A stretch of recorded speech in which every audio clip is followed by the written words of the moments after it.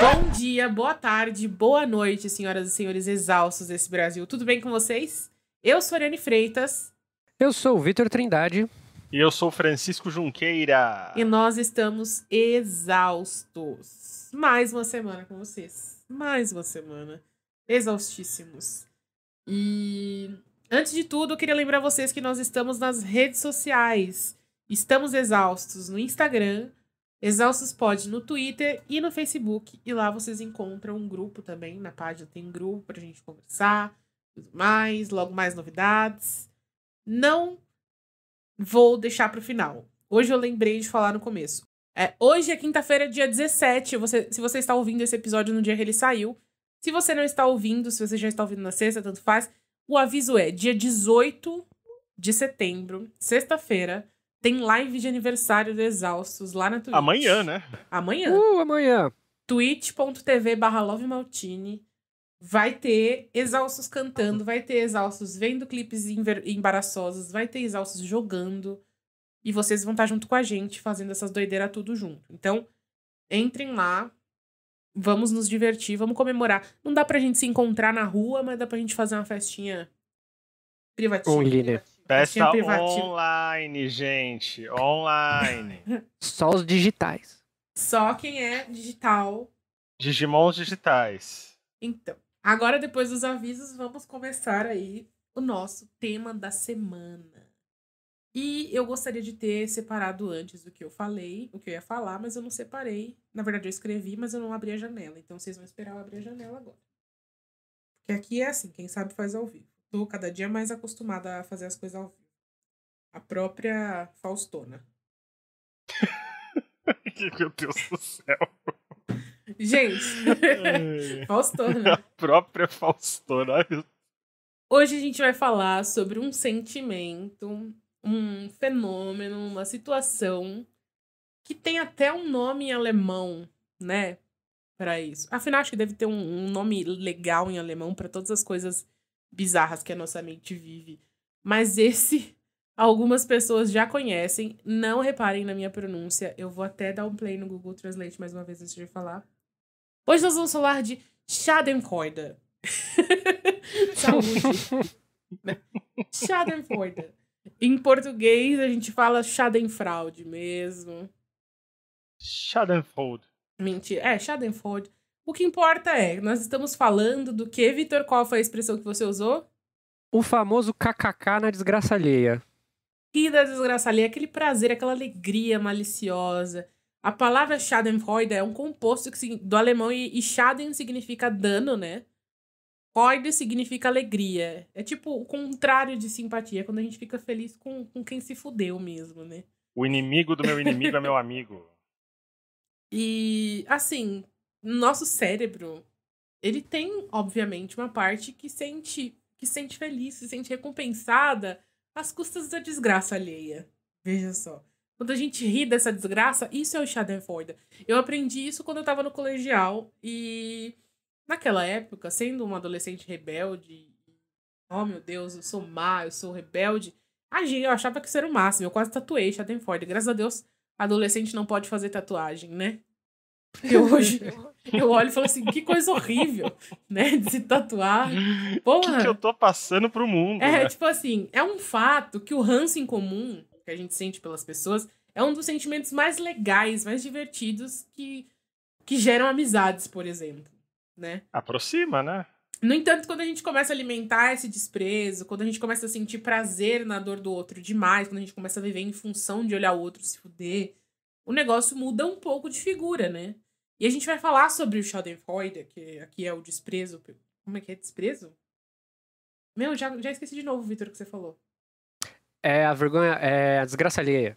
Regozijar-se com a desgraça alheia. Quando a gente se alegra com a desgraça alheia, o negócio muda de figura, né? Então a gente vai ver como isso tá ligado um pouco para a inveja, com sentimentos que a gente não deve alimentar tanto assim aqui dentro, porque sim, é uma coisa comum, né? Tem a ver com várias coisas, inclusive a nossa autoestima, mas ao mesmo tempo em que a gente tem esse sentimento e a gente convive com ele, a gente pode usar de forma positiva, a gente também pode se encontrar com Mariana adolescente numa coisa meio doida de alimentar um negócio que só vai enfiar a gente no buraco. Tem que ser muito imaturo pra achar que isso é uma coisa positiva, tá, gente? Pelo amor de Deus. Todo mundo já fez isso alguma vez. Eu quero saber se vocês andaram sentindo um Schadenfreude ultimamente. Cara, eu tenho um Schadenfreude aí, um chá de fralda aí. Chá de fraude. Um chá de fralda natural meu, que eu sempre brinco quando acontece alguma coisa com meu irmão mais novo. Eu não sei porquê. É tipo assim, eu quando eu vejo ele. Eu sei porquê. Não vamos entrar em detalhes. Mas é que às vezes eu vejo ele sofrendo coisas que eu já sofri com meus pais. E aí eu dou aquela risadinha interna. Se fudeu, eu já sei como passar por isso. E aí tipo, eu sempre dou uma leve risadinha interna. Eu falo assim, caralho, hoje em dia eu já não sofro mais isso. Bom demais.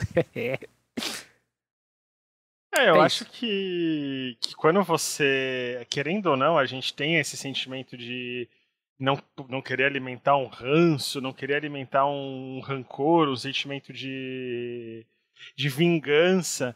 Mas quando a gente tem contato, quando a gente sabe de alguém, por exemplo, que nos fez mal e tá passando por alguma coisa que não é necessariamente boa, eu acho que esse Schadenfreude, ele acaba se traduzindo como meio que uma sensação de alma lavada, né? Existe esse termo. Sim. Sente vingado, né? Como se a gente tivesse, exatamente, como se a gente tivesse se sentido vingado de alguma forma.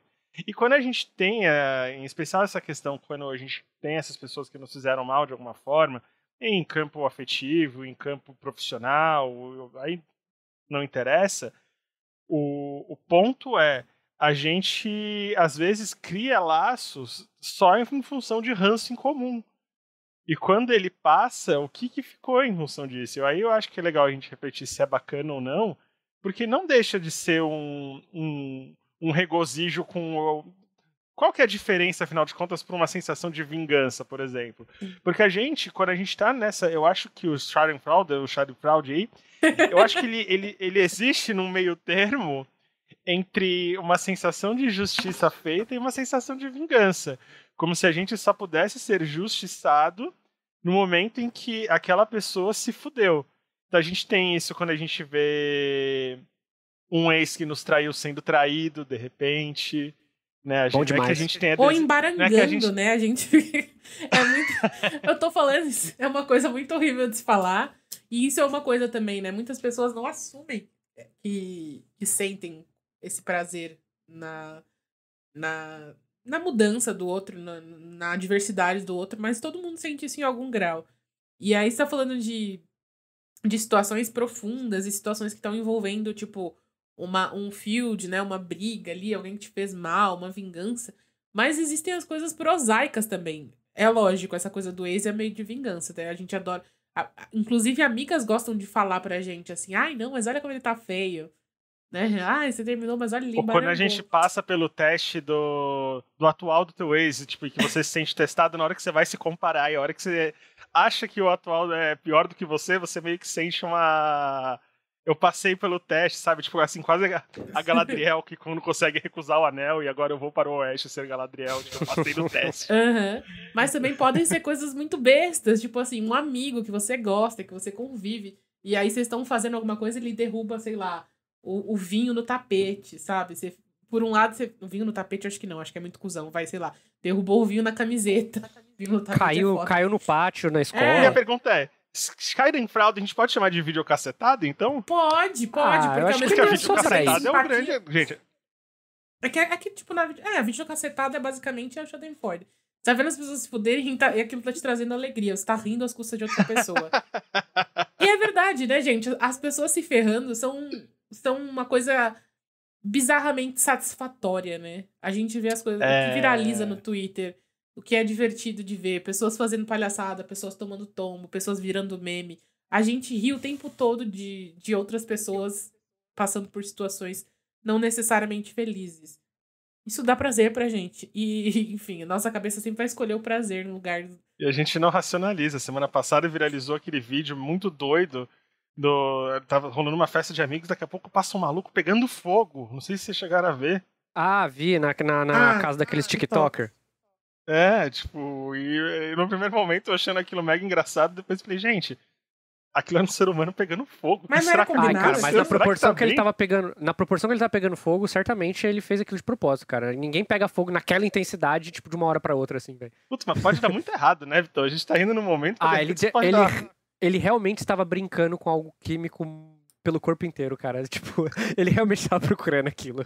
Enfim, discutir o TikTok ou não, eu vou confessar que eu passo grande parte do meu dia justificando essa minha sensação constante disso, né? Eu sou um Sheldon Frodista, sabe? Sheldon Frodista. Contumaça, eu sou, mano, com força. E... Inclusive, eu já tomei severas broncas da minha psicóloga por causa disso. E, inclusive, já até inventei aqui uma justificativa, né? Eu não sofro, eu não rio da vergonha ali. Eu apenas recebo bem, faço uma boa recepção ao karma que finalmente chegou. Só isso. Eu só faço uma festinha. Eu recebo de braços abertos eu a punição falo, olha, divina que seja essa pessoa bem-vindo. recebeu. Exatamente. Então, segundo a minha psicóloga, ela fala que isso é um traço de maturidade muito, muito latente em todos nós. Porque a gente tem que se preocupar com relação ao que diz respeito a nós. O que diz respeito ao próximo, independente do que ele fez ou que ele deixou de fazer, não compete a nós, não compete a nossa vida. E você se regozijar e fazer com que a sua vida orbite a desgraça alheia e fazer com que isso melhore seu dia, além de você se transformar em uma pessoa horrível, você é uma pessoa imatura, entendeu? E não foi uma das primeiras vezes que eu tomei essa bronca. Eu já tomei várias vezes, inclusive uma vez quando eu tinha soltado aquele dito que o colega nosso disse, eu soltei no meio da terapia. Eu falei, olha, eu sei que é ruim, que é feio rir de tal coisa, etc. Até uma coisa que tinha acontecido com o meu irmão mais novo. Eu falei, eu sei que é feio rir, etc, mas você entende que a única felicidade da ovelha é quando o lobo ataca do pasto do lado? Nossa. Aí, mano, aí foram os restos mas olha, 30 mas olha minutos. o peso do negócio que você leva também, né, Vitor? Aí não tem como você não tomar esporro da psicóloga. Aí eu tomo todo dia, mas sei lá, eu sei, eu já identifico quando é ruim, entendeu? E eu acho que é importante a gente identificar. Por mais que a gente veja, dá aquele sorrisinho de canto de boca, eu acho que é nessa hora que você tem que olhar e falar assim, ó, ok, eu fui imaturo nisso, eu não deveria estar comemorando. Mas existe um braço positivo, né, nessa postura. Porque, por exemplo, quando a gente aprende a transformar algumas situações nossas em situações divertidas, é um jeito que a gente passa por aquilo também.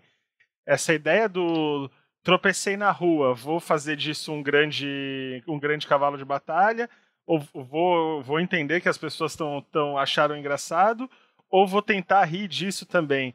Se a gente projeta isso para algumas outras situações da nossa vida, a gente também consegue encarar com mais leveza o nosso cotidiano. Eu acho que a ideia de você não precisa transformar o gracejo na desgraça alheia numa humilhação. Dá para você dosar tudo, né? Uhum. Você não precisa fazer assim, fazer com que a outra pessoa se sinta mal. Ok, tem gente que se sente, né? Esse aí é o limite que a gente não pode ultrapassar. Eu acho que, em primeiro lugar, a gente tem que ficar... É um sentimento que vai existir várias vezes ao longo da nossa vida. Não é uma coisa que a gente tem exatamente um controle, né? Ele acontece, a gente fica... Não é voluntário quando sua irmã toma um tombo, você, em vez de ajudar, você querer dar risada. Uhum. Mas acontece.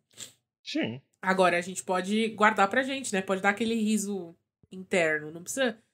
A gente consegue controlar se a gente vai gargalhar ou se a gente vai... expressar simpatia, empatia pela pessoa. Não, eu acho que, tipo assim, é natural, entendeu? Eu acho que a gente coordenar o nosso gatilho de humor, ele é uma coisa educacional. Da mesma forma que quando a gente cresce ou a gente vai mudando de perspectiva, certas coisas vão perdendo a graça pra gente, porque a gente vai conhecendo a realidade sobre aquilo. Eu acho que é mais responsável você saber sobre você e entender que aquilo pra você ainda tem graça, mas pros outros ainda não tem, e guardar pra você. E aí, sei lá, ri com você em casa, deixa pra rir, etc. Porque Eu acho que grande parte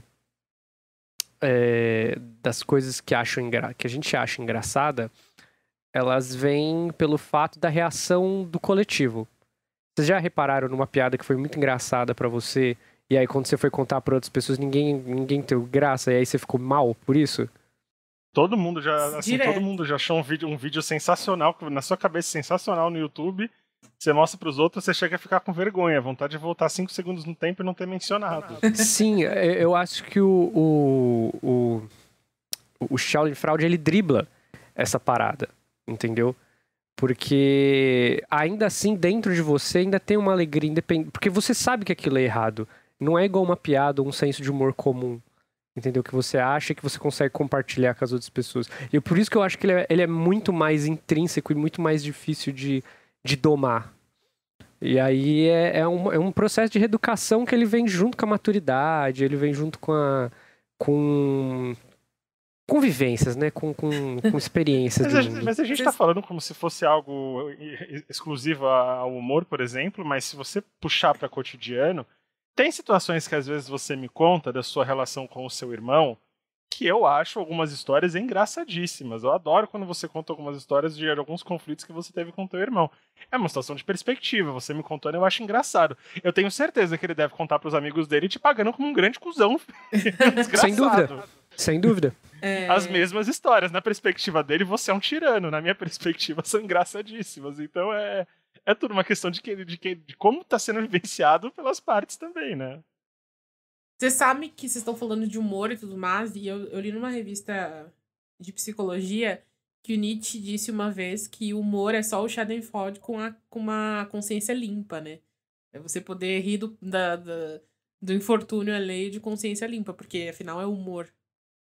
E aí no final é isso, assim, ele mostra como é só uma coisa temporária. Quando a gente. É um momento em que a gente se sente com controle, né? Se sente dominando, se sente vencendo, porque é aquela sensação de graças a Deus não sou eu, tá ligado? Tipo, porque se fosse com a gente não ia rir da situação, mas como é o outro, nossa, é engraçado. Eu acho que até de não ser a gente. E nesse eu acho que caso até o você humor citou, atual. Pode falar. Eu ia falar, Vitão, que assim, acho que até você vai concordar, mas se você pegar a sério, esse é o tipo de humor que o The Office faz, por exemplo. São situações que a gente acha absolutamente engraçadas e constrangedoras, porque a gente está justamente protegido pelo fato de saber que aquilo é uma ficção.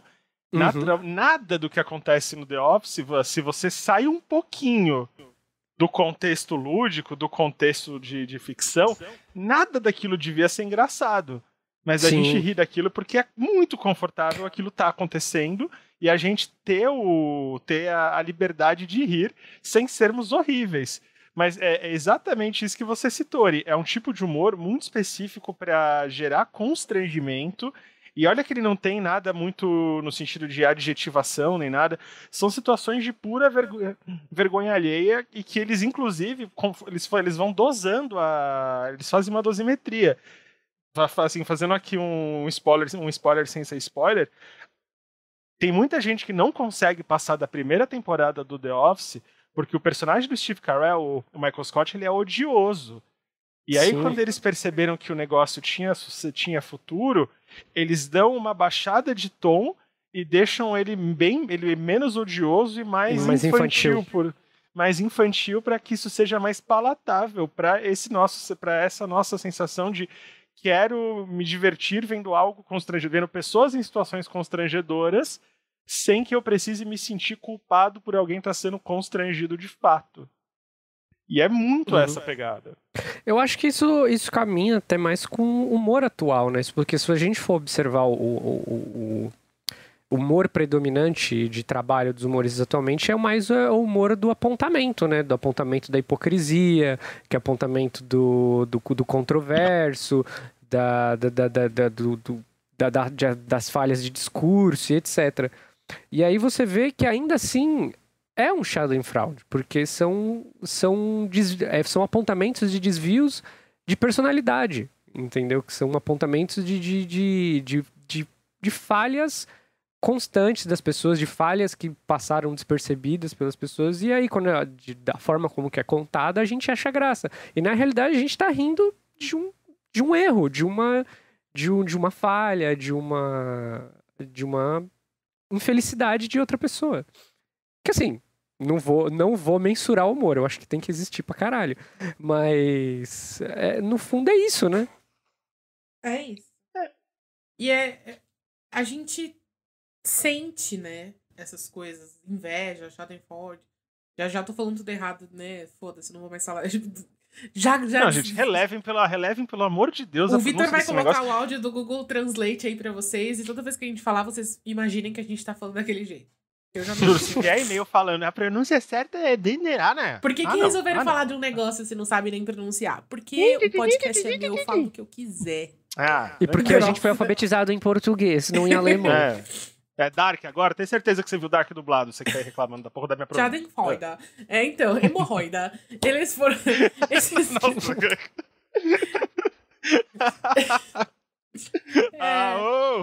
Meu Deus, perdi completamente, né? Desculpa, gente. Mas enfim, esses sentimentos, eles são normais, né? São inevitáveis. A gente já concluiu isso. E são úteis também, né? A gente sentir prazer em vez de sentir medo, em vez de sentir raiva. Mas a gente pode justificar esse prazer de alguma maneira, né? Ou a gente consegue evitar sentir essas coisas? Porque assim, como assim? A gente tá julgando um ao outro o tempo inteiro. Isso independentemente de inveja ou não. Vocês sabem que tá, né? É um fato. E como eu falei no começo, no fim, tudo se resume à autoestima, né? A nossa autoestima tá envolvida ali. O graças a Deus não foi comigo. Olha só o que aconteceu com fulana. Tipo, olha do que eu escapei. Meio que dá um boost. Tipo, a gente se sente mais esperto, mais inteligente. Como se aquilo nunca fosse acontecer com a gente. Ou como se já aconteceu com a gente, como se a gente tivesse superado de um jeito mais inteligente. Ou feliz das nossas escolhas. Sabe onde que isso acontece muito? Isso a gente pode verificar quando o cidadão comum, quando o afegão médio, ele vê alguém famoso, alguém muito, muito milionário, alguém muito que parece ser de outra realidade, se fudendo com alguma coisa que na nossa realidade parece ser comum. Passando por coisas que nós passamos. Quando a gente se sente mais próximo entre essa questão da autoestima, a gente sente que alguma barreira entre esses mundos tão distantes, o nosso e o deles, foi rompida e agora eles estão aqui na bacia das almas conosco. Eles estão sofrendo o chicote de Satã como nós sofremos. Você sente que a vida Sasha finalmente... faxina em Nova York. Você sente que a vida finalmente resolveu usar a mesma régua que eles usam com a gente, né? Sim, entendeu? Você sente que... E não é uma coisa que... Como se a gente estivesse sentindo um gosto dessa imortalidade que a gente imagina que essas pessoas tenham. Não, a gente está feliz em saber que essas pessoas estão sentindo o gosto da nossa mortalidade. Entendeu? Do que a gente passa. Não, gente, a gente viu essa semana um vídeo maravilhoso que foi basicamente uma ópera do Nibelungos, que foi a discussão entre Jojo Todinho e MC Mirella por causa de uma descarga. Uma situação super comum. Mas aí você vê aquilo projetado com pessoas que em tese são famosas, e pessoas que em tese venceram de alguma forma na vida, e você vê que tá rolando toda uma discussão com direito a berros porque alguém não deu descarga. E isso traz um prazer. Isso assim, a gente fala, por que isso é genial? Isso é muito trivial, é muito tonto, mas a gente trata isso como se fosse maravilhoso. E falando por mim, eu dei uns 90 plays nesse vídeo. Eu sei, se bobear, eu sei dublar esse vídeo. Porque é tudo muito bom, porque é tudo muito bom ali. Sabe? E aí a gente... Essa questão do reality show, quando envolve pessoas famosas, é justamente isso, porque você tá vendo essa exposição do que é constrangedor, do que é conflituoso, do que é... com pessoas que você acha que não passam por isso. E você tá aí. Isso tá acontecendo ao vivaço agora, com a volta da Fazenda. A reality show basicamente é isso, né? O reality show é basicamente isso. A gente se diverte com situações que a gente adora. Nossa, isso é demais. Inclusive, todos os reviews de treta do Diva Depressão são sensacionais. Aquilo é muito precioso, gente. É muito precioso. Teve uma vez, acho que foi quando eu fui assistir Vingadores, o Guerra Infinita 1. O parte 1 lá, o Guerra Infinita. Cara, aconteceu, eu vi essa sensação entrar em conflito dentro de mim com muitas pessoas dentro do cinema quando isso aconteceu. Porque quando acabou o filme, a galera tava descendo devagar porque era filme da Marvel, todo mundo fica pra assistir os créditos, né? Os pós-créditos. E aí, tinha uma menina que ela tava descendo e tava com a pipoca, com um refrigerante e descendo, tipo, completamente distraída, olhando pra tela, esperando os pós-créditos acontecer. Essa mina tomou um capote que ela desceu lá da fileira J até a A, mano. Com a pipoca cheia? Com a pipoca cheia, mano. E, tipo assim, foi a sensação de todo mundo, kkk, alguém ajuda a menina, meu Deus do céu. E, tipo, e foi geral, foi constante. Todas as pessoas riram até não poder mais, mas estava todo mundo preocupado. Eu falei, gente, ali eu tive a constatação que dá pra você rir e se preocupar com uma situação ao mesmo tempo. Se encaixa completamente. Eu falei, gente, não é possível. Na perspectiva da menina, por exemplo, só pra fazer esse exercício, uma coisa é você tropeçar na frente dos seus amigos, outra coisa é você tropeçar e de repente tem uma pessoa só lá, ou no final ninguém vê. Se tropeço na frente de um de vocês, tudo bem, engraçadinho na hora. Agora, a chave muda completamente se eu sinto que há qualquer desconhecido rindo de mim. E não é que... E a minha chavinha não vai pro ar, tá rindo porque foi um tombo. Vai do tipo, olha só como você é um palhaço, você é um bobo, você vive pra divertir os outros com a sua insignificância e mediocridade. Síndrome do impostor vem. Autoestima vem com força e assim, do nada. E daqui a pouco, um simples tropeção no cinema com a pipoca detona o teu dia, para não dizer tua semana. E você começa a rezar pra ninguém nunca mais comentar isso, ninguém comentar o assunto. E são situações que às vezes você considera super embaraçosas e pros outros, foda-se. Ninguém nem viu, né? Ninguém tá nem prestando atenção. Eu falei sobre isso esses dias, tipo, como a gente tá o tempo todo, principalmente a pessoa que tem a mente ansiosa, por exemplo, com medo, achando que as pessoas estão olhando pra gente com uma lupa, procurando nossos erros pra apontar o primeiro sinal de deslize. E, na verdade, ninguém se importa. Tá cada um fazendo o seu, cada um vivendo o seu, sabe? É óbvio que... né? Aí, quando a gente entra no reality show, que a gente tava falando, sim, ninguém assiste reality show pra descobrir mais sobre a alma humana, sabe? Tem gente que usa essa desculpa, eu gosto de observar, é uma experiência antropológica. É um experimento social. As pessoas assistem reality show pra se sentir bem com a própria vidinha de merda. Porque a minha vida é uma merda, mas não tem ninguém vendo, entendeu? Esse cara que fala isso aí, que dá essa justificativa, é exatamente o cara que ninguém chama pro happy hour. É exatamente o cara que todo mundo esquece de chamar ele, velho. E assim, a gente tá falando de reality show, mas existe muito mais. O site de fofoca, hoje em dia é Instagram de fofoca, né? Antes a gente tinha a revista Tititi, essas revistas da vida que toda semana você olhava e tinha lá uma celebridade se ferrando na capa. E agora é Instagram de fofoca, o dia inteiro, YouTube de fofoca. Esses canais que crescem basicamente pegando as tretas na timeline e compartilhando com todo mundo, pra você não perder nada.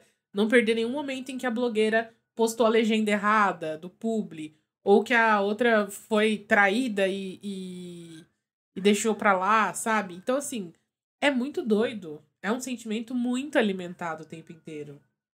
E a gente fica mais feliz, parece, quando a pessoa, entre muitas aspas aí, de novo, porque a gente não tem o direito de julgar, mas é que tem eu já dei o exemplo aqui hoje, a pessoa parece que se sente mais feliz e mais validada quando ela acha que quem sofreu o infortúnio mereceu aquilo, né? Por algum motivo. Nossa, a pessoa ela se imbui dessa posição de juiz, né? Quando você... Isso é muito pesado, quando você se atribui assim, quando você atribui a tua opinião que uma outra pessoa mereceu, quando você coloca merecimento, você tá colocando poder no que você tá falando. E aí, mas as as pessoas sentem isso o tempo inteiro, né? Sentem, exatamente. É muito... Isso me lembra muito uma passagem do Senhor dos Anéis, quando... Isso, beleza, que pode ser um pouco extremo, porque é uma passagem sobre vida e morte, mas quando o Frodo diz pro Gandalf que eles estão nas Minas de Moria, o Frodo diz pro Gandalf que o Bilbo errou, deixando o Gollum vivo. E o Gandalf repreende o Frodo, fala, mas quem é você pra pra dizer quem merece a vida ou não, entendeu? Você pode dar a vida pra quem morreu, ou você pode matar quem você acha que merece morrer? Não. Então você tem que ser responsável com o tipo de poder que você atribui ao teu pensamento para que ele não seja, de fato, aí que a gente fala, que ele escapa, ele vira um pensamento, pode ser autoritário, pode ser um pensamento no sentido de humilhar uma outra pessoa. E é aí muito esse é o cuidado que tem que perigoso, tomar. né? É perigoso porque a gente se imbui de um merecimento, não, de uma autoridade de estar numa posição melhor que a outra, que é o que a gente falou primeiro. Uhum. Aí a gente julga a pessoa porque, ela mereceu aquilo que ela tá passando. E em terceiro lugar, tem uma outra coisa que ainda faz com que a gente ache que esse sentimento é normal, é natural, é que tá tudo bem e que a gente tem o direito de dar essa risada, que é o fato de que a gente é passivo na situação, normalmente. O Schadenfreude vem quando a gente tá vendo alguém passar por um apuro ali como espectador. A gente não teve nada a ver com o que aconteceu. A gente não teve causou influência, aquilo à pessoa. Então, se alguém rebate, você tá rindo, você fala assim, mas eu não fiz nada, eu só tô vendo aqui. Eu só tô assistindo. Entendeu? Então é muito perigoso, né? Tipo, não é algo que a gente, tem que demonizar, porque a gente sabe que acontece, vai continuar acontecendo. É meio que parte da evolução também. A gente observa essas coisas pra gente filtrar as situações em que a gente deve se envolver ou não, as coisas que a gente deve fazer ou não, ou como a gente vai lidar com cada situação, porque quando a gente vê o outro lidando com uma situação, querendo ou não, a gente entende melhor como a gente deve fazer se acontecer com a gente também, né? Mas a gente, tirando essa parte de aprender até com a cagada alheia ou com o infortúnio alheio, a gente também tem que entender que a gente não pode viver em busca desse prazer. E a gente sabe que a gente vive em busca de prazer. A gente fala que toda semana, né? Quem que vai procurar aquilo que dá medo? Quem vai procurar aquilo que causa dor? Ninguém. Quer dizer, depende se você é masoquista, mas normalmente a gente vai procurar aquilo que nos causa prazer. E prazer imediato, prazer instantâneo, prazer fácil, né? A gente quer a recompensa. É a história do ratinho over and over again. Ele vê que a aguinha vai sair, ele não fica apertando, mas se ele vê que você racionou, quando liberar, ele vai apertar até morrer estufado de água, entendeu? Eu São chavinhas. falei muito mal. Falei muito mal, mas acho que deu pra entender. São chavinhas que elas são muito sutis, mas elas estão muito próximas. Que o que a gente está querendo dizer é, você pode ver uma pessoa tropeçando na rua e achar engraçado. Se você vê alguém empurrando outra pessoa na rua, você não vai achar engraçado e a situação é a mesma, alguém está caindo. Então, assim, há limites, e eles podem parecer invisíveis, podem parecer sutis, mas eles são muito claros. Porque é muito fácil você sair da situação do Schadenfreude para você ir para uma situação cruel, de crueldade, de sadismo. E isso vai da índole, isso vai do que a gente entende. Por quê? Porque a nossa busca de prazer não pode estar isolada no mundo como se nós estivéssemos sozinhos. Uma pessoa tropeçou, é engraçado, mas você tá rindo porque em tese você acha que já tá tudo bem, você não sabe se ela tá bem ou não. Então por isso que a gente vem sempre aquele de, vou ajudar, depois eu vou rir, não sei o quê. Então existem esses limites para que isso não seja uma barbárie também. Porque se a gente vai completamente para a questão de tudo tem que ser humor, tudo tem que ser prazer, a gente entra num ponto de apatia e num ponto até de crueldade mesmo. A gente vira... E existe uma situação de sadismo em muita gente em relação a sofrimento, sabe? E você vê isso em coisas do cotidiano. Eu acho normal, por exemplo, ter, sei lá, um ranço entre vizinhos. Eu não acho normal um vizinho que faz deliberadamente mal ao outro. Por uma questão desse ranço. Você não é obrigado a gostar do teu vizinho. Mas você não deve fazer mal ao teu vizinho. Você não tem o direito de deixar a vida dele mais difícil só porque você não gosta dele. Exatamente. Nem de fabricar situações de constrangimento ou dor ou penalidade para que isso seja um prazer teu. Se isso vira uma fábrica de satisfação, você já não está no ponto de vista de espectador que a Ari mencionou. Você já é um agente ativo do sofrimento de outra pessoa, e aí não é bacana. Aí já é caráter, né? Aí já é babaquice mesmo. A gente tem que tomar muito, muito cuidado com esse sentimento. Porque se você for pensar, né, uma coisa é sentir inveja, e eu acho que sentir inveja é humano. A gente quer coisas e é difícil a gente alcançar coisas. E como eu disse, a gente tá o tempo todo se comparando, vendo a trajetória dos outros. É normal sentir inveja. E embora as pessoas tenham grande dificuldade em admitir que elas sentem. Acho que todo mundo sente em algum grau. É óbvio, verbalizar são outros 500, mas sentir tá todo mundo ali no clube. Agora, não sei se é exatamente um traço normal da natureza humana, o Schadenfreude, ou se é uma coisa cruel. Porque entende que a gente tá satisfeito com alguém se dando mal, né? Se, tá ficando feliz com a má sorte de alguém. Desfrutando da desgraça alheia. Será que isso não é mais negativo do que natural? Quer dizer, se bem que existem sentimentos negativos naturais. Eu acho que é natural. Eu acho que é natural porque ele faz parte de nós. Da mesma forma que a empatia ela é encontrada na natureza, esse tipo de reação também é encontrado na gente, entendeu? Isso não é inato. Isso, tanto porque não tem como a gente explicar da onde que vem essa sensação, entendeu? Tipo, não tem uma construção. Como que eu posso dizer? As coisas a qual eu gosto, etc., algumas eu consigo determinar a origem, etc., se é um aspecto cultural, se é um aspecto social, etc., se é um traço genético. Dá pra gente fazer uma ligação cognitiva ou de histórico pessoal, de você entender o porquê que você aprecia aquela coisa, o porquê que você gosta. Agora, esse tipo de perspectiva eu acho que não tem, entendeu? Então eu acho que, de fato, é uma coisa natural. Mas a gente encontra a gente encontra até um sentimento de solidariedade quando a gente está nessa situação. Se você pegar toda a questão do Mário Júnior, quando o Mário Júnior explodiu na questão do TikTok, nós achávamos aquilo engraçado, não informativo, e nós, assim, a nossa primeira reação não foi achar aquilo genial, tudo aquilo era engraçado porque parecia constrangedor. E isso era o nosso Schadenfreude. A partir do momento que ele foi humilhado no pânico, a gente não achou aquilo legal. A gente teve empatia. Ao mesmo tempo a gente teve empatia e solidariedade. A gente riu da desgraça, mas a gente também teve empatia, sim. A gente teve assim, era uma pessoa porque a gente estava rindo por achar que estava em situações constrangedoras, sem perceber. Só que quando em uma situação de humilhação, o nosso gesto não foi de compactar com aquilo, foi de puxar e não só sentir solidariedade, mas de defendê-lo. Exatamente. E isso virou uma corrente e foi muito positivo em toda a internet de defender uma pessoa que até 2 dias atrás estava bombando por estar em situações em que o senso comum considera constrangedor.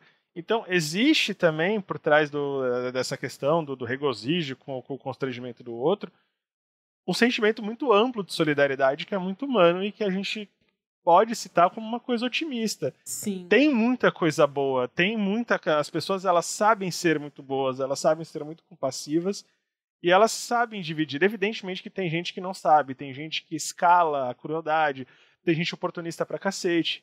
Mas se a gente vai só pela ótica dessas pessoas, e eu entendo quando a gente fica tentado a pensar dessa forma, porque é muito ruim olhar o mundo lá fora. As coisas não estão como elas deviam estar, as coisas parecem ser muito injustas porque elas são, mas a gente não pode perder a noção de que tem muita coisa boa e que o ser humano ele consegue ser muito solidário. E esse exemplo do Mário Júnior, à luz do que a gente está trazendo de Schadenfreude, é um exemplo, que para mim é muito bacana. Eu gostei do seu exemplo porque ele traz de volta aquilo que eu falei da gente estar passivo diante do sofrimento da pessoa. Então a pessoa, no caso do Mário Júnior, ele tava passando, entre muitas aspas aí, vergonha, né? A gente tava rindo dele e não com ele no começo. E era ele que tava fazendo aquilo voluntariamente, sozinho. E por isso as pessoas estavam rindo. Mas a partir do momento que alguém foi lá e atacou ele, aí a gente falou, opa, aí não. Uhum. Sim. A parada do Schadenfreude eu enxergo como o distanciamento da empatia, às vezes. Uhum. Eu acho que não, né? Eu acho que a falta de empatia e a falta de solidariedade, no caso, ela é ela é um gesto egoísta, né? Ele é um sentimento que ele não surge porque você tá muito com olhos voltados para dentro de si, né? E uma vez quando eu tava conversando, não lembro com quem exatamente que eu tava conversando, a respeito sobre egoísmo e etc. E aí a pessoa tava explicando sobre como o egoísmo é enxergado na pedagogia, né? O egoísmo ele é enxergado na pedagogia pelo fato do indivíduo que é imaturo ou muito novo, ele tem tendências a ser egoístas. Então a gente pode ver isso refletindo muito em grupos de crianças, o Schadenfreude. Uma criança caiu e vira chacota, rola bullying, etc. Que também é um gesto de Schadenfreude, né? Todo mundo ficar... O bullying acontece porque tem gente pra rir, né? Sim. E aí acontece por que na cabeça de pessoas imaturas ou muito novas o egoísmo é latente. Porque são pessoas que viveram pouco. Então, a partir do momento que você viveu pouco, você não consegue ter perspectiva, você não consegue formar um pensamento de longo prazo. Porque se eu só vivi, sei lá, 10, 5 anos, no caso de crianças, como que eu vou investir num negócio para daqui 30, entendeu? Tipo, é um tipo de raciocínio que ele precisa de uma lapidação e um trabalho mental, uma energia mental que exige tempo de vida, exige vivência, exige experiência, né?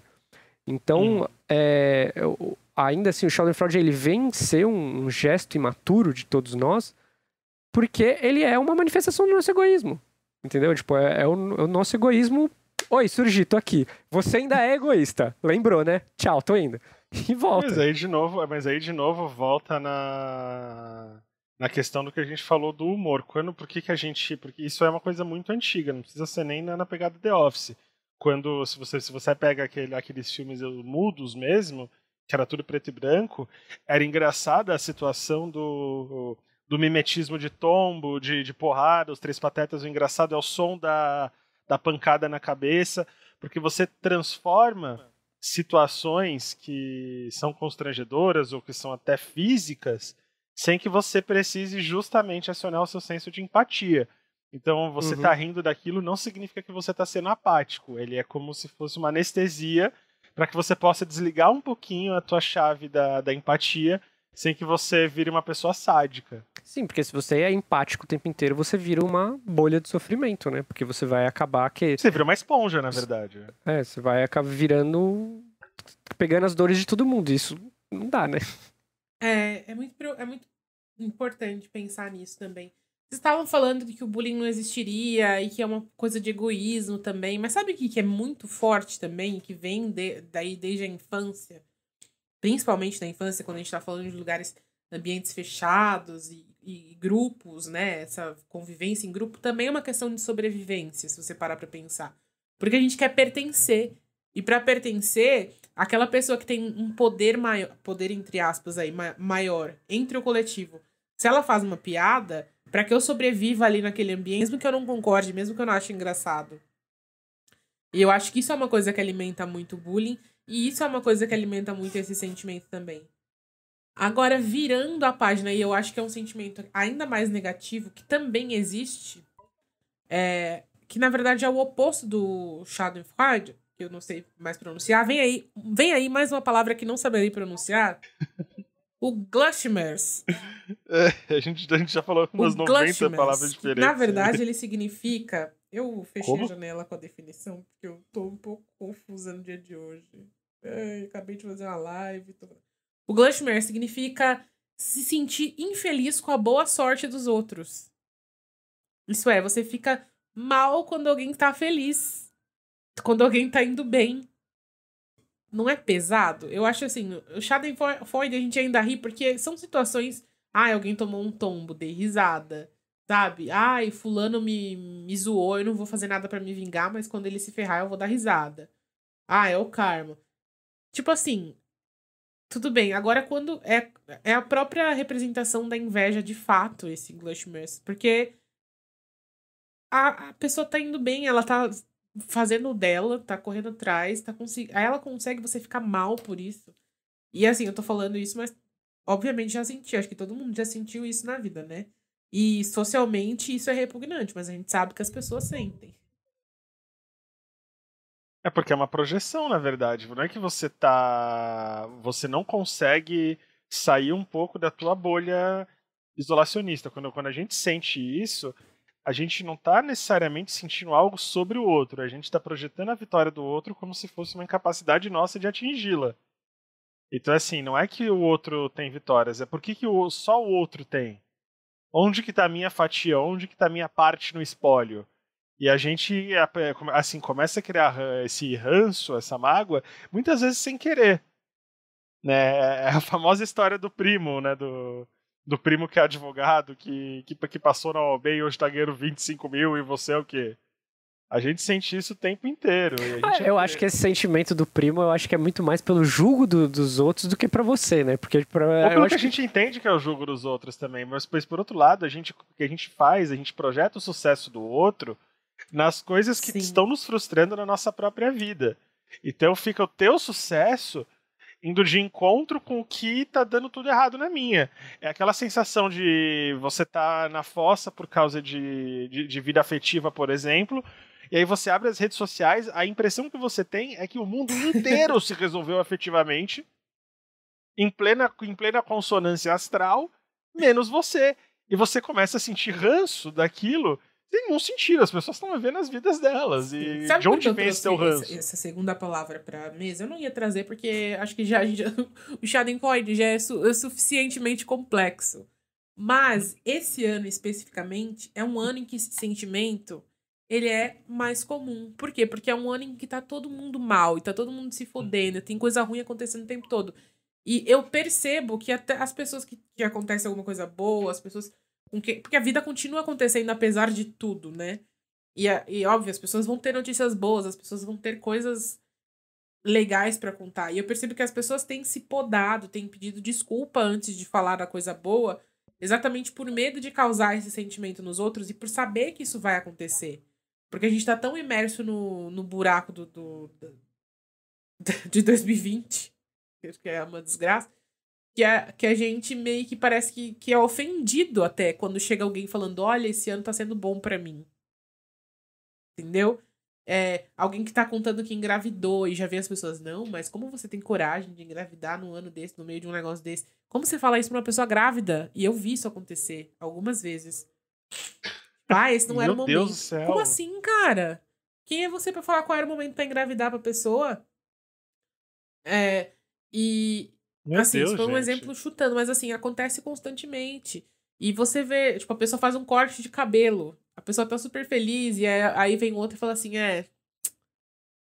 gostava mais antes. O que leva alguém a fazer esse comentário, né? Até porque não vai mudar nada. A pessoa se sentir incomodada com a sua alegria na sua mudança, entendeu?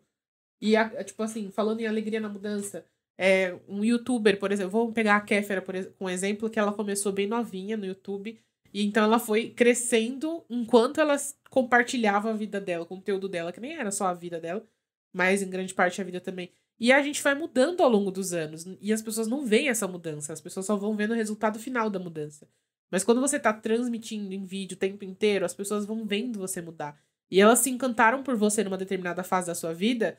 E quando você muda, você tá feliz, mas elas não conseguem, elas se sentem ofendidas por isso. Porque você não é mais aquela pessoa que elas gostariam que você fosse. Ou que elas gostavam quando você era. Então, tem muito isso, assim. Eu acho que esse ano isso tá mais forte, né? A gente tá vivendo uma pandemia, a gente tá vivendo uma crise, várias crises, aliás, mundiais. Como reflexo dessa pandemia, aqui no Brasil a gente ainda tem o adendo de estar vivendo sob um governo, assim, o que dizer? Apenas sentir. E o tempo todo a gente tá sendo bombardeado por notícias ruins. Notícias ruins, notícias ruins. Então, se alguém chega e fala uma coisa boa no meio da sala, é tipo você chegar num velório cantando, sabe? Feliz, comemorando alguma coisa. Só que a gente tem que entender o contexto, a gente tem que segurar pra não alimentar esse tipo de coisa, né? Perceber que isso não é justo nem com a pessoa e nem com a gente.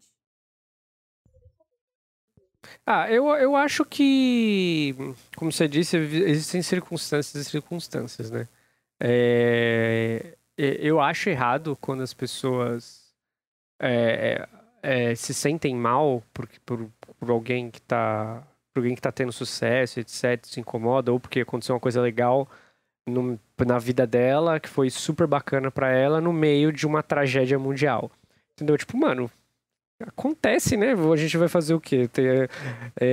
A vida tem dessas às vezes. Mas eu acho que o único ponto que me irrita nisso tudo é com os coach. Que eu acho que o coach, ele trabalha nessa área, que é você pegar essa perspectiva individual e única, tipo, de uma pessoa específica numa situação de calamidade mundial e vender que essa perspectiva é alcançável para todo mundo. E que se você tá se sentindo mal nessa situação, é por culpa sua. É porque você não foi motivado o suficiente. É porque a culpa é sua, porque tem pessoas se dando bem. Aí ele pega essas 3 pessoas que se deram bem, nos 7 bilhões de pessoas do mundo, e mostra, tá vendo isso aqui, ó? É completamente possível. Sim, 3 pessoas em 7 bilhões. Também é possível, também é possível ser um grande milionário, mas não são todos que são, não é mesmo, meu querido? Sim, e às vezes essas pessoas, elas exploram uma fossa que a gente não sabe que a gente está, porque num ano como esse, por exemplo, a gente fica vivendo essas coisas que são muito ruins, mas o tempo não para, os dias não param de passar, a gente eventualmente tem que ir em frente de alguma forma. E quando a gente está numa situação tão extrema, a gente também perde um pouco a noção de como reagir quando acontece algo bom. Então, às vezes, não é que a gente fica mal ou a gente fica incomodado quando alguém está expressando algo bom. É porque a gente já está numa situação de anestesia, de apatia, de melancolia, que a gente desaprende um pouco a como agir. E isso é muito explorado por essas pessoas aqui, também. Não como o terceiro recebe a nossa sensação. Porque o terceiro, ele achar que você não reagiu bem, é pura projeção, eu acho. Agora, você com você mesmo, você sabe quando você se sente mal ou quando você é simplesmente indiferente. Porque indiferente é normal. A gente tá apático, às vezes, tipo assim, se você tá apático, você tá apático. O negócio sendo bom... Não, esse ano foi uma prova disso. Esse ano a gente já se questionou aqui no podcast mesmo. Às vezes em que a gente olhou as redes sociais ou olhou pro mundo e se perguntou, será que eu tô maluco? Será que eu tô sendo uma pessoa extremamente negativa? Será que eu tô sendo uma Cassandra, anunciando uma desgraça e ninguém acredita em mim? Porque fica essa sensação e no final das contas a gente começa a ficar incomodado porque as pessoas não estão tratando o que a gente acha que é uma calamidade da forma que a gente trata. E a gente não entende que as pessoas elas podem ter reações diferentes, elas podem ter centros de defesa diferentes, elas podem ter preservação de autoestima diferentes. A gente entende como se fosse algo dissonante do que a gente está sentindo e como se fosse automaticamente uma apatia. E às vezes é. E às vezes é mesmo. Às vezes a pessoa tá no foda-se mesmo. Eu acho que a apatia não é um problema, sabe? Acho que é mais perigoso quando você tá na negação.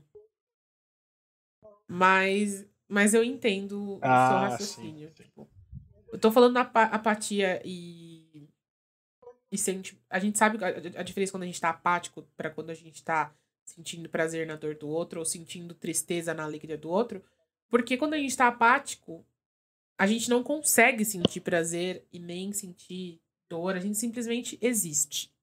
E aí eu não tenho como me culpar porque a gente tá passando por alguma coisa que tá atrapalhando a gente ali na sensação, que também não é tão positivo, mas sai do foco do que a gente tá conversando. Agora, quando a gente sente tristeza porque alguém venceu, a gente não necessariamente vai expressar isso. E pelo contrário, isso é uma coisa que a gente nega até pra gente mesmo, que a gente tá sentindo, o máximo possível, que eu saiba. Eu tenho uma situação que eu queria trazer pra vocês, mas aí eu não sei se a gente deixa, então eu vou contar pra vocês e vocês me dão a opinião de vocês se é algo que fica ou não no episódio, tudo bem? Tá. Viralizou uma história de um menino que há uns meses atrás ele perdeu o pai pra Covid-19. E algumas semanas atrás ele reuniu com amigos e foi um desses padrão que fez reuniãozinha de amigos. E aí as pessoas começaram a reviver o tweet dele lamentando o falecimento do pai, para chamá-lo de hipócrita e tudo. Esse eu achei que era um limite que não devia ter sido ultrapassado, mesmo na hora de apontar o erro dessa pessoa. Evocar uma dor desse ponto, por um certo prazer de chamá-lo de hipócrita, por mais que ele seja. Tipo... Eu comecei a não ver propósito naquilo. Eu falei, cara, beleza, não foi legal o que ele fez, mas será que não tinha nenhuma outra forma de dizer isso? A gente tinha que trazer o sentimento dele em relação ao falecimento do pai. E isso tá me parecendo agora mais um jeito de satisfazer uma vontade de fazer mal para essa pessoa. Porque para mim eu tava vendo e eu não acho que as pessoas estavam fazendo de propósito ou por um sadismo, mas eu acho que as pessoas não estavam percebendo onde tinha um limite muito claro ali do que era já uma crueldade. Dá para você apontar a hipocrisia dele em 1000 aspectos. Trazer a manifestação de dor dele em relação a um falecimento, desculpa, eu achei aquilo um pouco demais. Eu achei aquilo, porra, beleza, esse não tinha necessidade. Eu acho muito perigoso essa movimentação que tem nas redes hoje de pegar coisas antigas para acusar a pessoa de coisas novas. Primeiro porque a gente tá mudando o tempo todo, a gente tem o direito de mudar, de aprender, sabe? E não dá pra o tempo todo ficar pisando em ovos, porque senão as pessoas vão jogar na sua cara o que você disse anos atrás. Aqui nesse caso aí, óbvio, foi há pouco tempo. Mas a gente fala o tempo todo aqui, a gente pode reclamar, pode falar que se incomoda com as pessoas estarem furando a quarentena ou não estarem fazendo quarentenerol. Eu já nem sei mais se a gente usa a expressão furar a quarentena, porque existe quarentena ainda. Mas eu acho muito perigoso você querer ser o fiscal do isolamento alheio, fiscal das atitudes alheias, das escolhas. A gente só sabe da vida dos outros o que essas pessoas compartilham. A gente não sabe o que está se passando lá dentro. Não sabe os motivos, não sabe o porquê dele ter tomado essa decisão. A gente pode reclamar o tempo inteiro. E eu reclamo, você reclama, a gente fala aqui no podcast das pessoas furarem. Mas a gente tá falando de uma forma em aberto. A gente tá falando de uma atitude geral que decepciona, que diminui, que faz com que a gente sinta mal. Agora, ir individualmente cobrar a posição, querer apontar a hipocrisia ou não, o que isso muda na sua vida? O que isso faz com você? Por que você se sente moralmente superior a alguém a ponto de querer machucar a pessoa, de acusar, sabe? Justamente nessa questão especial, beleza, o moleque postou a foto do rolê onde ele estava. Aí tudo bem, eu acho que é um erro. E eu acho normal que as pessoas vão apontar. Nessa história, o que eu achei bizarro foi tratar como se a manifestação de luto dele fosse falsa em função disso que ele estava fazendo hoje. Pra mim era uma coisa que não tinha nada a ver. Eu falei, porra, peraí. Quer chamar o cara de hipócrita? Chama o cara de hipócrita, porque ele tá sendo. Quer chamar o cara de babaca porque ele tá fazendo rolê? Chama o cara de babaca porque ele tá fazendo rolê. Faz a arruaça que você quer fazer porque esse desgraçado tá postando foto na internet de rolezinho. Agora, o limite disso pra um sadismo, pra uma vontade de fazer mal, é esse tipo de coisa. É puxar um print daquele e fazer a comparação que fizeram. Aí eu já acho que não é por aí o caminho. Eu já acho que é a gente cedendo pro nosso instinto primal de querer fazer justiçamento e não justiça. É muito perigoso as pessoas começarem a fazer isso, querer apedrejar, querer correr atrás. Sabe, fazer a justiça com as próprias mãos, não tem que ter. Mas acho que vai além isso de ter alegria na dor, porque aí a pessoa tá ativamente criando essa dor, né? E a gente falou que o Schadenfreude, ele vem de uma ação, não é uma ação, ele é passivo. Então não tem ação nossa. É muito doido, né? Mas ele tem a ver com o Glushmers, né? De ver a pessoa feliz e ficar puta. Só que aí o cara tá provocando. Aí, ó, eu tô usando todos os... É muito complicado essa situação pra explicar aqui. Eu acho que tá todo mundo errado. É porque é uma situação em que tá todo mundo errado. É porque é difícil também. E aí você vê... Então, e é difícil porque, assim, não é que a gente tá... Não é que quando a gente tem contato com alguém que tá postando foto de rolezinho, não é que a gente fica puto porque a pessoa tá feliz. É porque nessa situação em específico, a gente se sente lesado de alguma forma. Porque existe... Volta tudo no que a gente falou no episódio anterior. Existe um senso de coletivo e tudo, onde tinha que estar todo mundo em tese participando para que a gente possa superar toda uma situação juntos, e não tá rolando porque cada um quer viver a sua própria felicidade, foda-se. Mas não é nem esse o ponto. O ponto é, existe um limite, de novo, você pode rir de uma pessoa que tropeçou na rua. Você não vai rir se essa pessoa estiver sendo empurrada, no sentido de uma violência. Essa é a chavinha. A gente tem que ter essas chaves pra gente não cair sem querer em situações onde estamos sendo sádicos, onde estamos sendo cruéis. E a gente fica achando que a gente não é, a gente tem muitas situações em que a gente é e nem percebe. Sim, a gente tem que rever muitas coisas, né? É. Eu o tempo todo tô, tipo, eu sei que eu cobro, que eu falo muito, ajuda a não fazer depois, sabe? Ou fazer e apagar, eu faço muito isso, de twittar uma coisa e apagar logo em seguida. E eu acho que as pessoas tinham que pensar um pouco mais nesse aspecto, assim, o que elas estão fazendo? Quem elas acham que elas são pra se julgar moralmente superior a ponto de cobrar algo de alguém que não tem nada com elas, né? Outra situação que a gente pode falar e que também tem isso envolvido, a situação da Luísa Sonza, do Whindersson e do Vitão. Ninguém tem nada a ver com isso. Eu não entendi essa história. Eu não entendi. Quanto mais eu ia atrás dessa história, mais eu não continuava entendendo. Porque né? Alguém me explica o que aconteceu. Vou explicar de uma forma bem simplória. Luísa Sonza e o Whindersson terminaram, né? Logo na mesma época que eles terminaram, ela lançou uma música com o Vitão. É um clipe todo sensual, ela roçando a raba nele. E pra divulgar esse clipe, eles fingiram, entre aspas, aí, ter um relacionamento. Então começaram a postar fotinho junto pra fazer as pessoas falarem. Porque sabiam que as pessoas iam falar, afinal ela tinha acabado de separar. E aí, desde então, todo mundo fica, mas estão junto, mas não estão junto. E tem uma coisa, o Vitão, ele era meio que colega do casal, sabe? Entrava na foto dela e do Whindersson e comentava assim, meu casal. Lindo. Essas coisas assim, sabe? E, obviamente, depois de meses, eles pegaram e assumiram que estão num relacionamento. Essa semana. E as pessoas caíram matando. Não, porque não é possível. O Whindersson foi corno. E é aquela mesma história da Nive Stefan com o Castanhari e o Bruno Sutter. Enfim, as pessoas adoram. A mesma coisa que rolou com o Tavares, o PC Siqueira e a Carol. As pessoas, elas querem definir se eles já estavam antes, se eles estavam. Se houve traição, se não houve traição, se foi responsável afetivamente falar sobre o relacionamento publicamente ou não. E assim, a Luísa, o Whindersson e o Vitão já se resolveram entre eles, entendeu?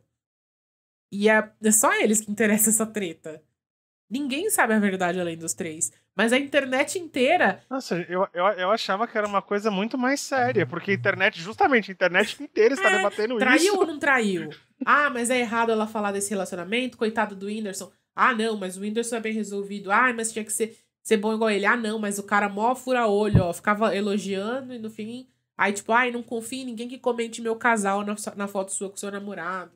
E, tipo assim, saem os memes, que são as coisas engraçadas, e saem as coisas que você fica assim, gente, por quê? O que mais me admira é o fato de que as pessoas começam a brigar entre elas, tipo, muito. Por causa de uma coisa que não tem nada a ver com a vida delas. Que não muda nada na vida delas. O que me admira é a especulação que surge no meio disso, né? Tipo, nossa, galera que pega tweet do passado com comentário e cruza informação pra chegar na sua... gente, pelo amor de Deus, né? Vocês recebem pra trabalhar no FBI? E nesse dia ela postou um story com o Whindersson na cama, mas já tava ficando... E tipo assim, sabe, gente? Me respeita. Me respeita não, se respeita, né? Porque eu tô de boa aqui. Mas aí eu só concluo que é um problema da humanidade, porque as pessoas discutiam isso em 1899 com Dom Casmurro. É quase a história. É o tempo inteiro. Com qualquer um. É os olhos de ressaca da Luísa Sonza.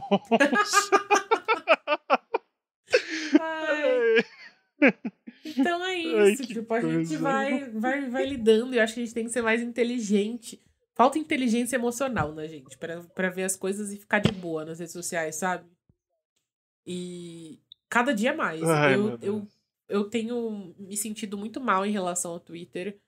E é uma coisa que eu não gosto, porque o Twitter sempre foi minha rede social favorita. Você sabe, foi lá onde eu encontrei o primeiro cara que eu tive uma coisa mais física, já contei aqui a história. Foi onde encontrei a maioria dos amigos que eu tenho até hoje. Meu primeiro emprego, meu segundo emprego também. Então, assim, muita coisa da minha vida foi construída ali no Twitter. Tem 13 anos que eu tô nessa rede social. Mas agora, e cada vez mais, tem ficado um ambiente inviável exatamente porque as pessoas, elas não suprimem esse tipo de sentimento. E a partir do momento que você sentiu um negócio pra você, beleza. Mas você transformar isso numa humilhação pública, você transformar isso numa acusação, você ficar o tempo inteiro se sentindo moralmente superior, você não conseguir ouvir alguém falar uma coisa sem transformar numa problematização que não faz sentido. Porque uma coisa é você problematizar o que realmente precisa ser discutido. Agora, outra coisa é uma pessoa falar que gosta de umas... Tipo, eu pegar e fazer um tweet brincando assim, nossa, todo mundo leva a entrar no perfil de outra pessoa e criticar e cuidar da vida dela e perturbar a paz dela que ela tá tendo ali no ambiente dela. Ah, não, mas publicou é pra lidar com os outros. Não, eu não sou obrigada a lidar com patada de gente que não tem nada a ver com a minha vida. E isso vai pra coisa da fiscalização da quarentena. Óbvio, no começo disso tudo, uma pessoa que... E a gente tá falando aqui de pessoas comuns, né? Quando a gente fala de influenciador, e o influenciador tá tendo uma atitude que, obviamente, vai contra algo que prejudica a sociedade, aí a gente tem que cobrar dele um posicionamento de fato, né? Igual aconteceu com aquela que nem vou mencionar aqui, logo no começo, que agora já voltou e já tá vivendo a vida normal de novo. Perdeu uma grana, perdeu, mas já tá aí, daqui a pouco todo mundo já esqueceu. Mas não é a mesma coisa do que você ir cobrar das pessoas que não tem, tipo, uma vida normal e pegar e jogar na cara, ó, seu pai morreu e você tá aí na rua de um jeito escroto, sabe? Então, assim, acho Mas isso é uma culpa que eu acho que eu tenho que fazer também. Porque, por exemplo, se eu vejo postagens de gente que eu acho que tá sendo pessoas que estão sendo cruéis ou falando da aparência física dos outros, eu sou o rei de responder pra arrumar treta. Ah, não, mas aí você tá defendendo. Estourou esse caso hoje do Mr. Bento Gonçalves. Ah, sei. Eu juro que assim, eu já fui atrás pra ver se o cara tinha Twitter pra tacar tomate mais. Eu não sei do que vocês estão falando. Ah, foi de um... Puta, o cara, ele é um desses caras que ficam ofendidíssimos quando tomam fora. E o cara tava argumentando que era impossível aquele fora tá acontecendo porque ele é o homem mais bonito. Que a mina virou e falou assim, mano, lá, você é bonito, mas você não faz meu tipo. Ele, como assim eu não faço meu tipo? Eu faço o tipo de todo mundo. Eu faço o tipo das lésbicas, até dos héteros. Como assim? Aí eu falei, mano, tem certa zoeira que eu acho que tem que deixar passar, tem que acontecer. Tem uma surra pública aí que a galera precisa tomar, velho. Então, eu acho que não, sabe por quê? Porque às vezes a pessoa fez isso da brincadeira, a gente não sabe. Existe gente que tem essa autoestima? Existe, mas existe gente que faz essa brincadeira. E eu penso sempre no outro lado. Tem gente que adora tirar print pra lacrar, sabe? Ou pra fazer chacota. E aí, se você faz a brincadeira com a pessoa errada, a pessoa printa e te joga na internet, de repente, é muito desproporcional, sabe? Tipo, ele fez alguma coisa pra ofender a menina? Porque existe o cara que não aceita o fora e ofende, existe o cara que faz piada. E segue em algum momento ela pediu pra ele respeitar o ponto de vista dela e ele tava só bastante insistente então, no ponto de ela não... Era impossível ela estar com aquela opinião e ela tava até que sendo educada com ele, tipo, falando, olha... Ela tava só falando, mano, me deixa em paz, me deixa em paz, Não, mas é porque eu acho que quando a gente compartilha print expondo alguém, o hate que essa pessoa toma, a menos que a pessoa tenha cometido um crime, não vale, sabe? Eu sempre penso que, a gente acabou de falar que como a gente tá o tempo todo levando as coisas pro pessoal e pensando no... foi a culpa minha, tá tudo errado, eu sou errado por conta disso, aquilo, e leva pra autoestima de um jeito negativo. Existem duas situações que podem acontecer quando a gente expõe alguém que foi escroto. A primeira é a gente destruir a autoestima. Existem 3, né? A pessoa pode levar numa boa, tudo passar e beleza, paciência. Mas existem outras 2, que é uma a gente destruir o psicológico de alguém por uma coisa imbecil e faz muito mal. A gente sabe, não é fácil receber feedback negativo de uma pessoa, de tomar um fora. Imagina ser rejeitado por um monte de gente, ficar conhecido por conta de um negócio. Tem gente que perde emprego, dependendo do print, por piada besta. Ou a alternativa 2, a pessoa é uma puta de uma escrota, a gente... compartilha o print, o que acontece?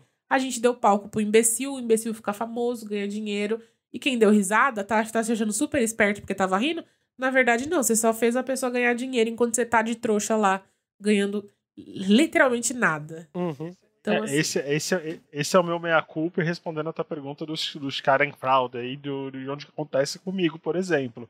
Eu me regozijo de ver gente assim, e aí eu desligo totalmente essa possibilidade. É lógico que ela existe, mas naquele momento, e é uma coisa que eu sei que eu tenho que refletir comigo mesmo a respeito dos meus comportamentos, sabe?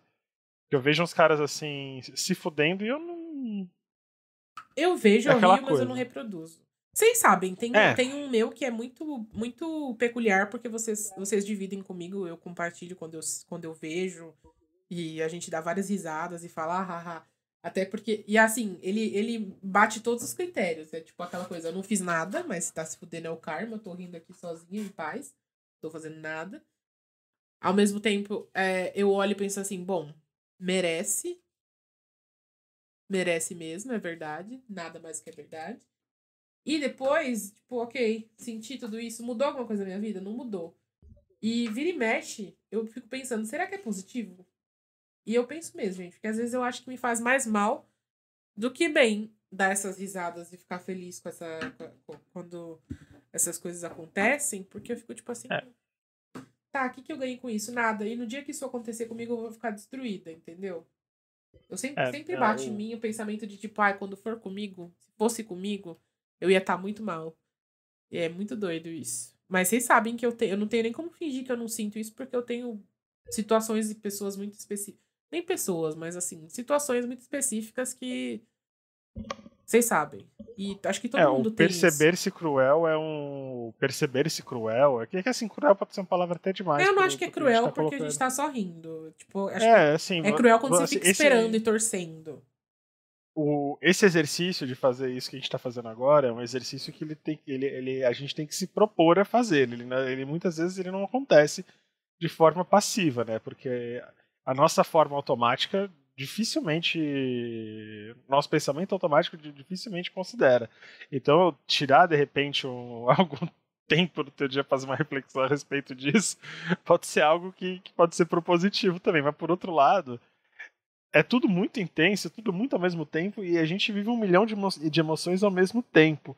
Se a gente inventa de também ficar se cobrando se tá sendo, se não Ah, tá sendo, daqui sim. a pouco o que a gente faz é começar a puxar, começar a criar umas noias e culpas que não existem, e a gente vira naquilo que o Victor tava comentando, a gente vira uma verdadeira esponja.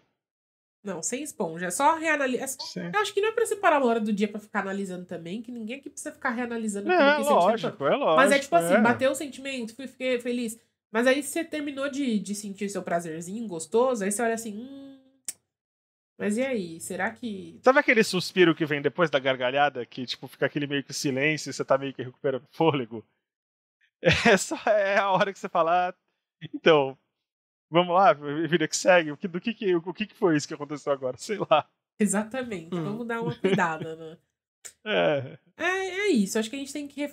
E qual a conclusão desse episódio? Nenhuma. É, Mentira. exatamente.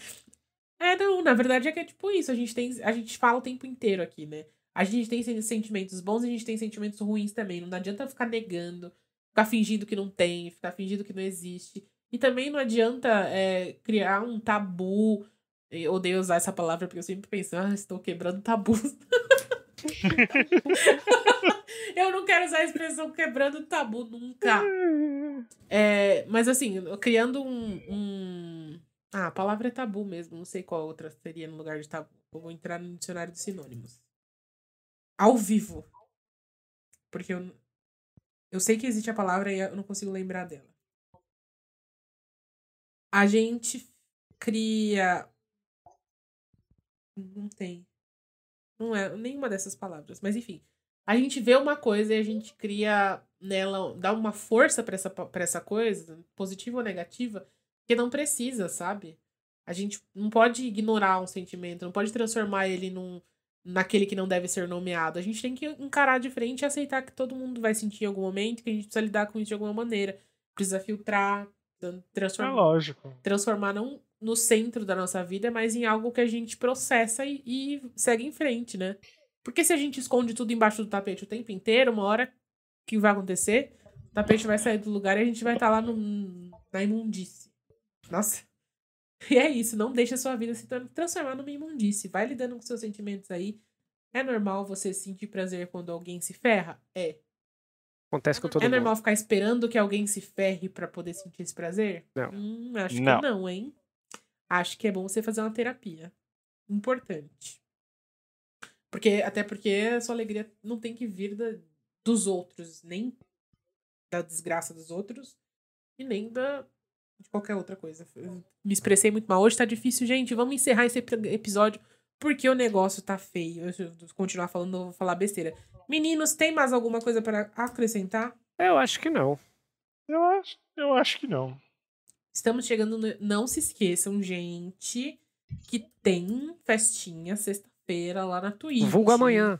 A gente quer vocês. Quer vocês lá amanhã, se você estiver ouvindo na quinta. Ou dia 18, se você estiver ouvindo na sexta, é hoje. Se você estiver ouvindo depois do dia 18, poxa, que pena, mas você pode ir lá assistir também, é uma vergonha. Agora vamos de Amenô.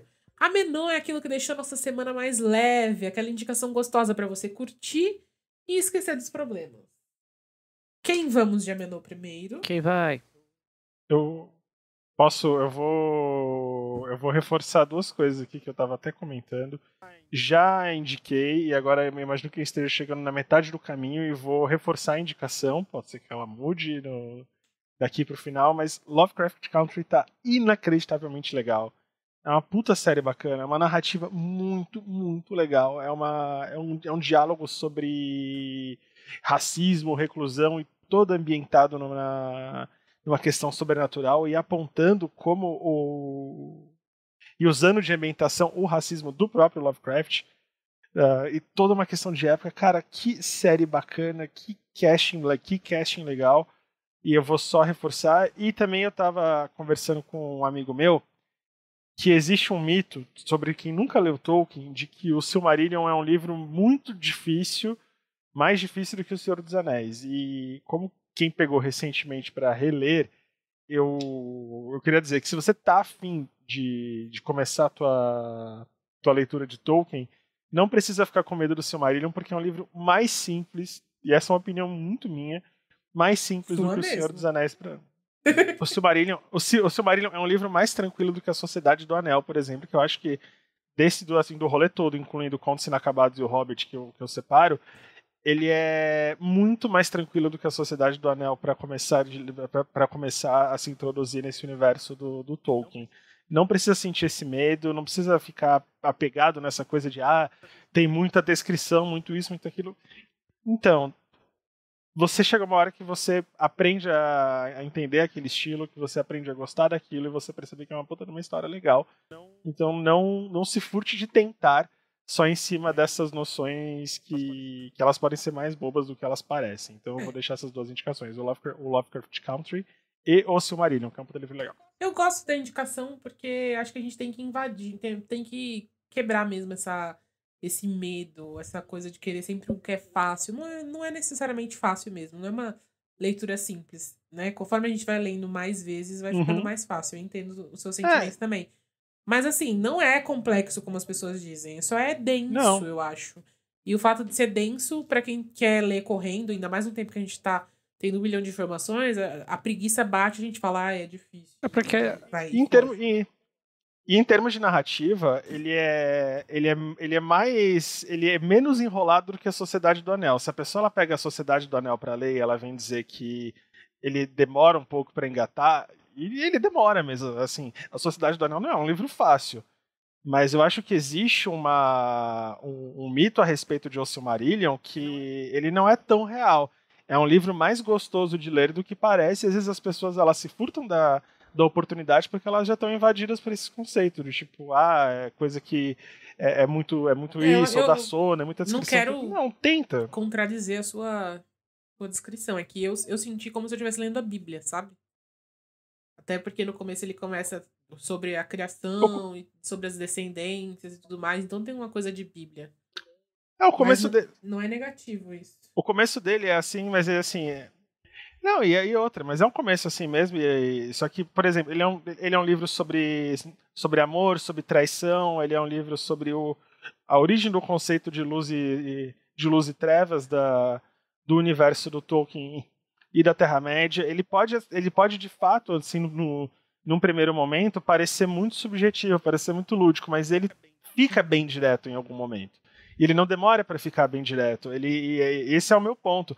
A Sociedade do Anel demora bem mais do que o Silmarillion para ficar uma coisa direta. A proporção de páginas também deles são discrepantes também, né?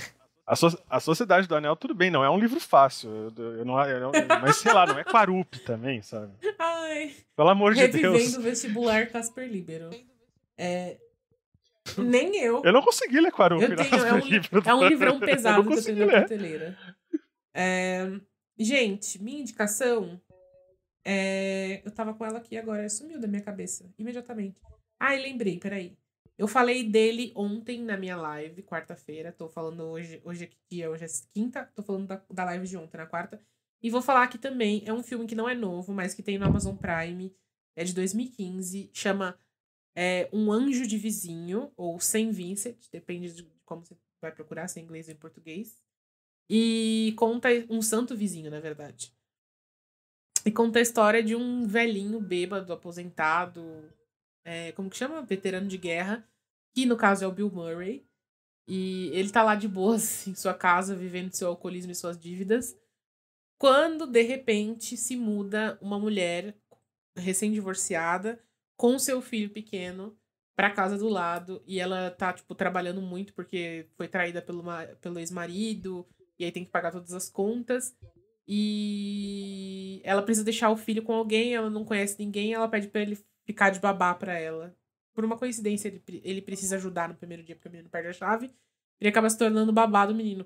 E é um babá super não convencional, então ele leva o menino pra corrida de cavalo, leva o menino pro bar, leva, tipo assim, várias tretas. E o cara é um puta homem mal-humorado. Eu me identifico muito com ele, assim. Que é aquela pessoa que você olha e você odeia. Tipo, nossa, aquele velho desprezível, aquele velho mal educado. Mas na real que a pessoa tem um super bom coração, só é rabugenta. E que ele fala que é o santo do dia a dia, né? Enfim, eu já dei o spoiler do filme inteiro aqui, mas assistam porque é muito fofo. É muito bonitinho. E eu...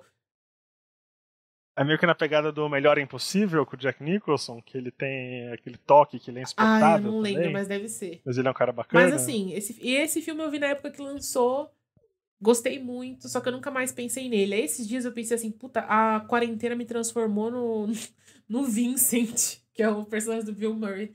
Eu sou o próprio velho que se incomoda com tudo, que só quer beber seu álcool e sair lidando com as suas próprias coisas sem ter que falar com nenhum ser humano, sem ter que me justificar e não sei o quê. E no fim, eu sinto que eu tenho muito essa personalidade, assim. E a gente sofre por ser assim, sabe? Porque a gente afasta as pessoas, mas a gente quer elas por perto. É muito doido, muito, muito doido. Então eu queria que vocês assistissem e falassem o que vocês acham. É muito fofinho. E é isso, minha indicação é essa, pra dar uma aliviada aí na sua semana. A minha indicação é pra galera que tem a Game Pass, que agora na Microsoft serve pro computador e pro console de Xbox, né? Você não sabe o que é a Game Pass? É tipo um streaming de jogos da Microsoft. Você paga lá uma mensalidade e aí você tem acesso a um acervo mensal de jogos lá que você pega de graça. E esse mês eles colocaram Resident Evil 7. Eu sei que é um jogo, acho que de 2017. 2017. E eu joguei bem pouco ele quando lançou, eu gostei e eu não tive oportunidade, e agora eu tô tendo oportunidade de jogar ele com muita calma no meu videogame agora, por causa da quarentena, etc. E, cara, é um jogo muito bom. Se você gosta de Resident Evil, você vê que esse jogo, ele deu, tipo, uma injeção de ânimo na franquia inteira, porque nos últimos jogos tinha virado o X-Men, né? O Resident Evil, e nessa ele trouxe aquela parada de survival horror, as paradas de puzzle durante o jogo, e tem todo aquele clima tenso de você estar num lugar todo macabro, etc. É muito bacana. Eu gostei bastante. Quer dizer, já era pra ter gostado, né? Eu só tomei vergonha agora e tive a oportunidade de jogar.